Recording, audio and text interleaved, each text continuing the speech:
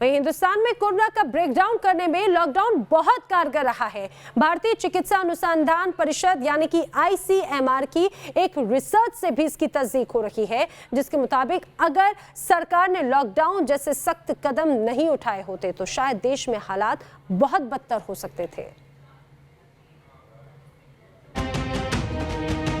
Lockdown में हुआ corona का ब्रेकडाउन।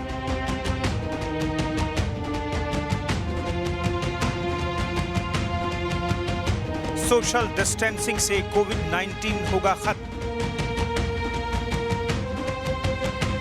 दुनिया का हर देश ये मान रहा है कि कोरोना वायरस को कंट्रोल करने में लॉकडाउन काफी हद तक कारगर है।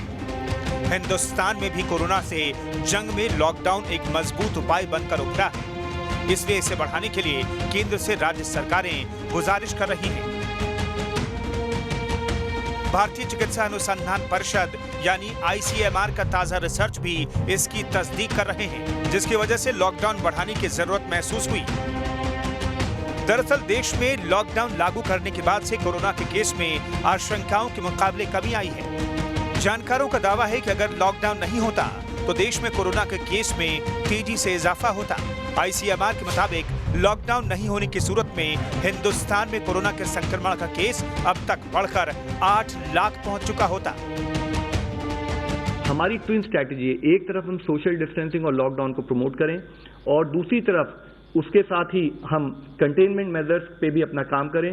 तो उन दोनों मेजर्स को जब हमने 25 मार्च से लेना शुरू किया है तो हम लोगों ने देखा है कि केसेस में काफी कमी महसूस की गई है।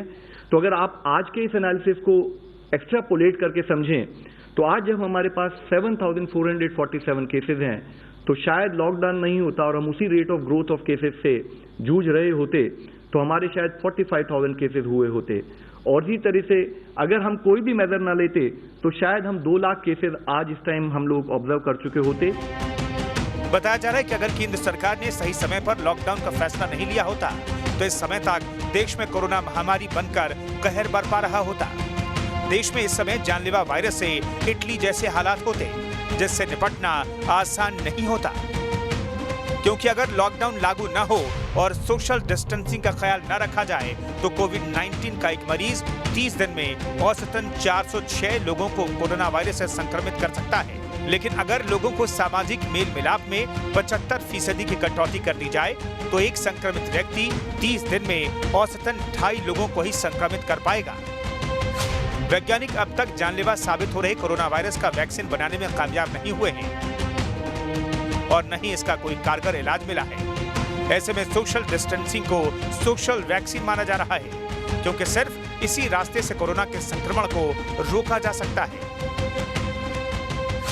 आदरणीय प्राइम मिनिस्टर जो लॉकडाउन अनाउंस किए थे उससे कोविड की स्प्रेड थोड़ा कंट्रोल हो रहा है, इसीलिए हमारी राय से ये लॉकडाउन कंटिन्यू करना चाहिए।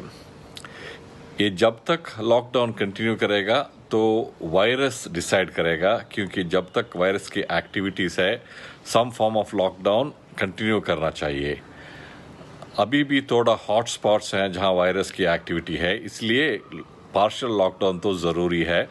लेकिन गवर्नमेंट ज़रूर एक्सपर्ट्स से इंफॉर्मेशन और एडवाइस लेके डिसाइड करेंगे कैसी तरह की लॉकडाउन कंटिन्यू करना है। चीन, अमेरिका, इटली और स्पेन में जिस तरह कोरोना से हाहाकार मचा है, वहां के पैटर्न से ये पता चला है कि कोविड-19 वायरस पारिवारिक सदस्यों और संगी साथियों के क्लस्टरों को संक्रमित करता है। चीन में करीब 80% ट्रांसमिशन परिवारों के अंदर ही हुआ। इटली और स्पेन के बाद अब अमेरिका में भी इसी तरह का पैटर्न सामने आ रहा है।